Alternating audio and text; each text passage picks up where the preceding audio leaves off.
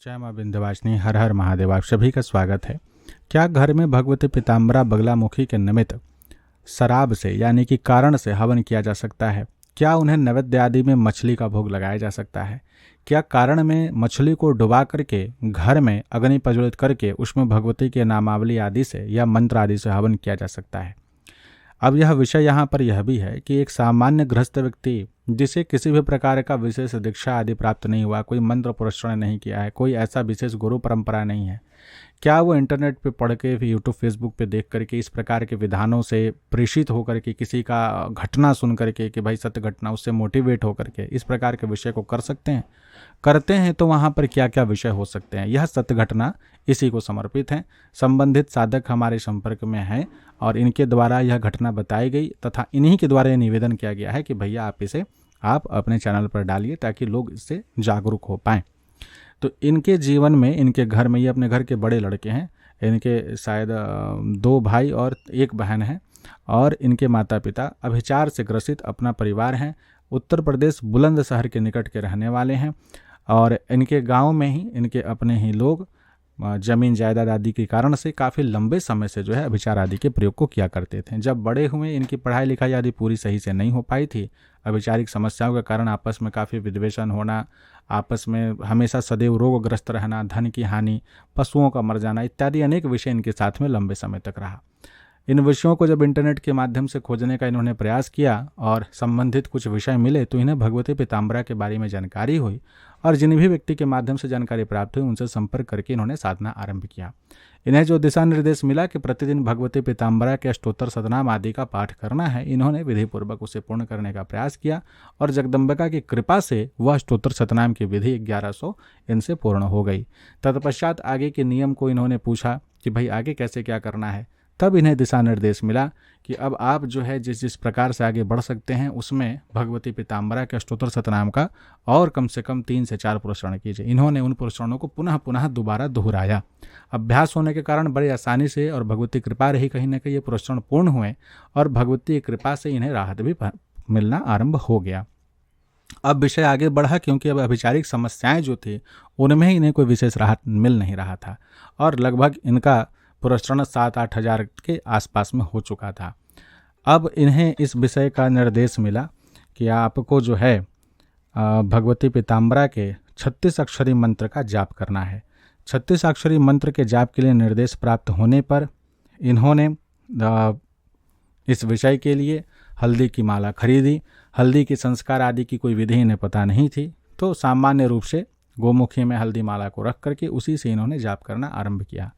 जब जाप आदि करने लगे, कुछ जाप हुआ तो उसका हवन का विधान बताया गया था जो कि कारण से और मछली से करना था। अब ये व्यक्ति जो रहते थे वो कर्नाटका के बेंगलोर शहर के आसपास रहते थे और इनके द्वारा मछली का खोजा जाना, जाति से ब्राह्मण, थोड़ा विषय क्लिष्ट था। इन्होंने सोचा कि भाई अब मछली का हवन करना है तो मछली इतनी बड़ी होनी चाहिए कि हवन में आराम से जा सके। अब वहाँ के मार्केट में इन्होंने खोजना शुरू किया तो बड़ी बड़ी मछलियाँ मिल रही हैं, बड़ा खोजा नहीं मिला। फिर तालाब के विषय में पता चला, वहाँ पर जा कर के इन्होंने लोगों से कहा कि भाई पैसे ले लो और मुझे छोटी छोटी साइज़ की मछलियाँ चाहिए। वहाँ भी इन्हें नहीं मिला, लेकिन बिहार के कुछ लोगों के द्वारा कहा गया कि आप इस समय में आइए तो हम लोग आपको प्रबंध कर देंगे और इन्होंने पैसे दे करके संबंधित मछली को प्राप्त किया। कारण पौआ खरीदा कि भैया अब हवन करने हैं और फिर चले अपने घर की अब हम हवन आदि करेंगे। हवन करने के लिए अब घर में इनको लगा कि अगर हवन किया जाए उचित प्रकार से, इससे अच्छा है कि बाहर पहले हवन कर लेते हैं, क्योंकि घर में अब रेंटेड घर में और बेंगलोर जैसे शहर के आसपास रहने में थोड़ा असुविधा होता है। तो ये बाहर में लगभग 40-50 किलोमीटर दूर इनको ऐसा जगह मिला, ऐसा मंदिर मिला जहाँ पे हवन आदि कर सकते थे और वहाँ पर जा कर के इन्होंने हवन की कुंड आदि सजाई कि इस जगह में हम अपनी पूर्णाहुति, हवन आदि, दशांश जो करना है वो करेंगे। अब जैसा निर्देशित था कि हर बगलामुखी अष्टोत्तर शतनाम का आप जो है जब हवन करेंगे तो हर 10 नाम के पश्चात जो है एक आहुति आपको 36 अक्षरी से और मछली को शराब में कारण में डुबा करके आहुति देनी है। अब देखिए हवन का जो बेसिक नियम होता है, जो बेसिक विधान होता है, चूँकि यह है कि ये वामाचारी साधना है, वामाचारी विधान है, तो इसमें अग्नि देवता की आवाहन आदि का कोई ऐसा विशेष नियम नहीं है, कोई ऐसा विशेष आवश्यकता नहीं है और ऊपर से इन्हें जो मछली ढूंढ रहे थे, इनके दिमाग में इतना मछली और बगलामुखी चल गई थी कि स्वप्न में भी इनको भगवती पीताम्बरम मछली के आसपास दिखाई देती थी। संबंधित व्यक्ति को उन्होंने बताया तो अगले व्यक्ति के द्वारा इन्हें यह भी कहा दिया कि माँ अब भोग खोज रही हैं बाबू, तुम शीघ्र अतिशीघ्र जो है अब हवन का प्रबंध करो। तो कोई भी व्यक्ति इतना चिंतन करेगा तो भाई ये तो स्वप्न में आना सामान्य सा बात है। तो अब इन्होंने अब तैयारी तो कर ली उस मंदिर के पास जाके, लेकिन वहाँ पे लोगों का आवागमन था। साइड में एक जगह में इन्होंने हवन प्रज्वलित किया कि यहाँ पर अब हम हवन करेंगे। लेकिन जब अग्नि प्रज्वलित हुई तो वहाँ धुआं उठा, लोग दौड़ गए कि अरे भाई कहाँ आग लग गई। वहाँ पर ये पकड़ लिए गए। अब इस साथ में कारण पकड़े हुए हैं, मछली रखे हुए हैं। अब संबंधित लोग जो 2-3 वहाँ गए, उन्होंने कहा कि भाई पुलिस बुलाया जाए। अब इनको थोड़ी बहुत कन्नड़ भाषा आती थी, कैसे भी समझाएं कि बाबू रुक जाओ, मत ऐसा करो, हमसे अपराध हो गया, जाने दो, हम तो बस पूजन कर रहे थे। लोगों का कहना था कि तुम मंदिर छोड़ के साइड में कौन सी पूजन कर रहे थे। तो अब वहाँ पे जो 2-3 आए थे वो देखने से कोई बहुत बड़े सम्मानजनक लोग नहीं लग रहे थे। तो इनके पास में जो मछली और कारण थी जो भगवती के लिए ले गए थे, उन लोगों को दे दिए कि भाई तुम लोग पार्टी कर लो, हमें जाने दो। और वो लोग मान गए, कुछ पैसे मांगे कि भाई पैसे भी दो। इन्होंने कुछ होशियारी दिखा करके अपने पर्स को खाली वाली करके थोड़े पैसे निकाल के कि भाई इतना ही पैसा है, ऐसी अपनी जान छुटाई। लेकिन इनके मन में अब यह विषय बैठ गया था कि भगवती का हवन करना है, क्योंकि एक तो आदेश प्राप्त हो गया है, ऊपर से स्वप्न में भगवती का भी आदेश है, तो करना तो पड़ेगा। अब ये पुनः गए और पुनः जो है छोटी मछलियों का प्रबंध किया, कारण का प्रबंध किया। और इस बार इन्होंने एक हवन कुंड भी खरीद लिया तांबा का कि भाई ऐसा है कि अब घर में ही करेंगे, जो होगा देखा जाएगा। इनकी धर्मपत्नी जी थी, उनको कह दिया कि भाई हम घर में हवन करने वाले हैं। उन्होंने कहा कोई दिक्कत नहीं है। तो उन्होंने बोला नहीं, सामान्य हवन नहीं है, इस प्रकार का हवन होगा। तो ब्राह्मणी थोड़ी तो सोचेगी कि तुम कारण और मछली से घर में हवन करने वाले हो। भाई कोई दिक्कत नहीं है, ठीक है करो, पीना खाना मत। नहीं, हवन करेंगे केवल। अब इन्होंने प्रबंध किया, घर में अग्नि प्रज्वलित की। अब बाहर के लोगों को पता ना चले, रेसिडेंशियल एरिया, कि भाई हवन प्रज्वलित हुआ है। तो भाई साहब घर में हवन करने गए, नियम पता नहीं, कुछ पता नहीं, जैसे तैसे हवन कुंड में अग्नि प्रज्वलित की और घर के सभी दरवाजे खिड़की बंद। इनको ये समझ ही नहीं आया कि भाई धुआं निकलने का भी जगह होना चाहिए। अब घर धुआं से भर गया, उसे निकालने के लिए इन्हें दरवाजे खिड़की खोलने पड़े। सोसाइटी में फिर हल्ला मच गया। भाई साहब को कारण और मछली फिर जो है दान करना पड़ गया। दोबारा हवन भी नहीं हो पाया। और फिर केवल इतना बोल के सामान्य पूजन कर रहे थे, धुआं हो गया, चलिए ठीक है। क्योंकि कारण और मछली जब जलेगी तो भैया गंध तो फैलेगा ही ज़बरदस्त तरीके से। तो फिर इसलिए भी इन्हें उस समय यह विषय छोड़ना पड़ा। दूसरी बार भी इनकी नहीं हुई। अब तीसरा विषय आया कि तीसरी बार तो करके ही रहेंगे। इन्होंने पुनः प्रबंध किया कि इस बार तो किसी भी प्रकार से यह हवन करना है। और तीसरी बार ये सफल हो गए, इन्होंने कर लिया। करने के बाद से इनको ज़बरदस्त अनुभूतियाँ शुरू हो गईं और इनके दिमाग में नए नए खुराफात भी आने लगे। अब इनके मन में यह भी विचार आया कि अब तो शत्रु के नाश करने के लिए हम सक्षम हैं। और फिर अपने जिनके मार्गदर्शन में सब कर रहे थे उनसे बात करके इन्होंने बगला प्रतिंगरा आरंभ की। बगला प्रतिंगरा से संबंधित विषय को इन्होंने पढ़ लिया, देख लिया, मोटिवेटेड थे। बगला प्रतिंगरा भी इन्होंने आरंभ कर दिया। ध्यान रखेंगे, इन्हें किसी भी प्रकार की कोई क्रमगत दीक्षा या कोई भी दीक्षा नहीं प्राप्त हुई थी, ना ही ऐसा कोई विषय था। और देखिए स्पष्ट सी बात है, भगवती पीताम्बरा महाविद्या हैं और उनके नियम श्री विद्या में चले जाइए, चाहे काली कुल में भी जो उनका पूजन होता है वीर चंडिका आदि के रूप में, उसमें बिना दीक्षा, बिना विधान, बिना क्रमगत दीक्षा आदि के नहीं होते। मन मर्जी तो आजकल सब चल रहा है। तो फ़ोन आदि पे दीक्षा का विषय तो हम पहले स्पष्ट कर देते हैं कि वो विषय ही कहीं एप्लीकेबल नहीं होता है। उसके लिए कितना भी चाहे कुतर्क कर लें, स्पष्ट बात है, ये दीक्षा नहीं होता है, ये कोई विधि नहीं है। तो अब जब तीसरी बार इन्होंने चौथी बार अब जो था इनका प्रतिंगरा पाठ शुरू हुआ, अब इनकी बुद्धि बड़ी प्रचंड हो चुकी थी। तो देखिए किस प्रकार से गलत कृत्य करने से फिर दंड भगवती देती हैं। अब ये जो उस समय बेंगलोर में थे, एक्स्ट्रा इनकम कमाने के चक्कर में अच्छा खासा कमा रहे थे, लेकिन ये संबंधित विषय महीने भर के भीतर जो कुछ हुआ, हवन जाप और उसके बाद मछली से हवन, ये सब करना। अब इनके सामने जो विषय आया वो यह आया कि अब जो है क्रिप्टो में इन्वेस्ट करना है। जो क्रिप्टो करेंसीज होती है उसके लिए एक बहुत बड़े साधक हैं, वो कहते हैं क्रिप्टो में हाथ लगाओ और पैसे निकाल लो। पता नहीं कैसे लोग निकाल लेते हैं, हो सकता है निकाल लेते होंगे।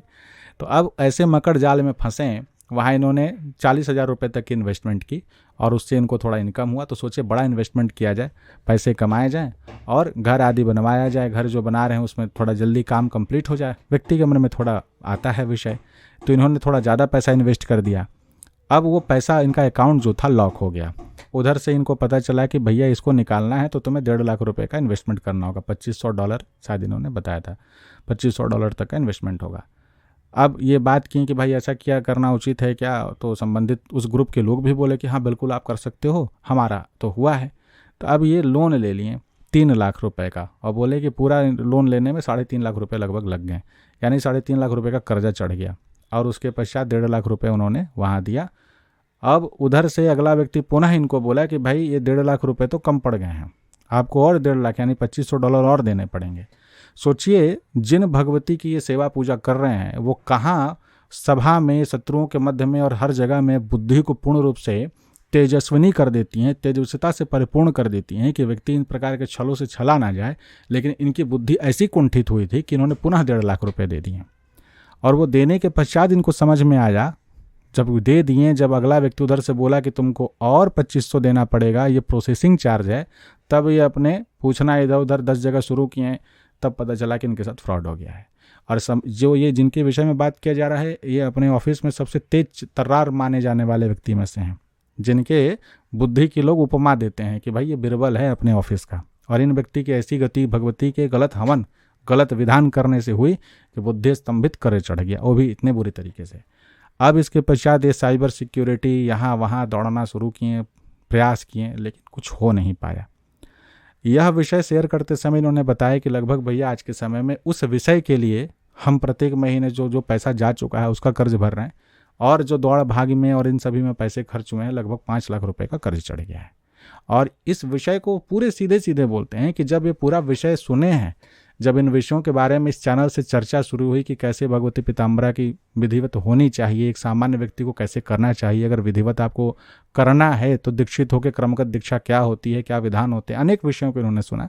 तब इस विषय को काफ़ी लंबे समय तक एनालाइज करने के बाद इन्होंने लगभग 2 दिन पहले या कल ही शायद इन्होंने बताया, आज अगर वीडियो अपलोड हो रहा है, आज 7 तारीख है, तो 6 तारीख को 6 फरवरी 2024 को इन्होंने ये पूरा विषय बताया कि भाई ये विषय है, इस प्रकार से बुद्धि काम करना बंद कर दी थी। आप सभी सचेत रहें, इस प्रकार के हवन आदि जो विषय हैं सभी के लिए नहीं होते हैं। कृपया सही योग्य, अगर आपके पास में गुरु नहीं है तो माई का सतनाम कीजिए, सतनाम करने में कोई दिक्कत नहीं है, शुद्धतापूर्वक कीजिए। उनका सात्विक हवन आदि का विधान कीजिए। कारण और मछली घर में नहीं चढ़ती है डुबा डुबा के, ठीक है, ध्यान रखें। जो व्यक्ति इस प्रकार के विषयों को प्रमोट करते हैं और संबंधित कुछ विषयों को कुछ लोगों को लाभ होता है, तो भाई उनकी घर और आपके घर के विषय अलग हो सकते हैं। बहुत सारे ऐसे विषय होते हैं, इसीलिए इस प्रकार के विषय बिना पूर्ण रूप से अपने गुरु को बताए, उनके समक्ष गए या वैसे व्यक्ति ना हो, तो ये सब कार्य नहीं करने चाहिए। कालांतर में यह हानि ही पहुंचाता है, यह ध्यान रखिएगा, स्मरण रखिएगा। बाकी कुतर्कों का तो कोई अंत ही नहीं है। इस वीडियो पे भी आप कुतर्क कर सकते हैं, हमें उससे कोई फर्क नहीं पड़ता। हमारा विषय केवल इतना है, सनातन धर्म की सुरक्षा हो, कोई गलत कार्य ना करें, वामाचारी साधना करनी है, विधिवत दीक्षित होकर के क्रमगत सीखें, करें, गुरु के सानिध्य में रह के, घर में अपने स्वजनों को हानि ना पहुंचाएं। आप करेंगे, कष्ट आपके माता पिता को होगा, आपके भाई बहन को, आपको पत्नी बच्चों को होगा। आप तो आनंद लेंगे, लेकिन आपके घर के लोग संपूर्ण आनंद लेंगे। तो ध्यान रखें, सही प्रकार से करें, सही मार्ग पे चलें। आशा करते हैं इस विषय से आप सभी सीखेंगे और लाभ उठाएंगे। कारण मछली चखना दारू जगह पे चढ़ाएं, भगवती को चखना दारू घर में ना चढ़ाएं। जय मां विंध्यवासिनी, हर हर महादेव।